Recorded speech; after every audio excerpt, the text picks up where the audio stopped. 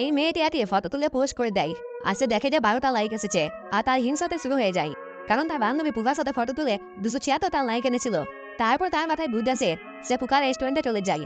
আর তারপরে একটি soup order দিয়ে দেয়। সেই স্যুতে যদিও খুব গন্ধ ছিল, কিন্তু সে স্যুপটির সাথে খুব মজাভাবে একটি সেলফি তুলে নেয় আর সেটি পোস্ট করে দেয়। এটিতে অনেক বেশি লাইক এসেছিল। তারপর সে বালিচরে চলে যায় আর বালিচরে সেলফি তুলতে লাগে। কিন্তু বালিচর অনেক গরম ছিল, তাই সে দৌড়াতে দৌড়াতে গিয়ে একটি ছাতায় গিয়ে বসে। আর সে দেখে যে তার লাইক তার বান্ধবী মতো চলে এসেছে। তারপর সে ঢেউ আসার আগে সমুদ্রে একটি সেলফি তুলে দেয় আর একটি পোস্ট করে দেয়। কিন্তু একটি কাঁকড়া তাকে সেখান থেকে তাড়িয়ে দেয়। আর তারপর সে এইভাবে অনেক কিছু পোস্ট করতে থাকে আর আজও আজও ফটো ছাড়তে থাকে। একদিন সে ভাঙা একটি সাঁকোতে চলে যায় আর নিচেতে যেখানে কুমির ছিল আর নদীর মধ্যে সেই কুমিরগুলি তাকে খাওয়ার জন্য উৎসাহ করছিল।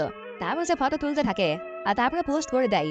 তখন হঠাৎ করে সে পড়তে থাকে, কিন্তু সে তখনই দেখে যে তার লাইক অনেক বেড়ে চলেছে।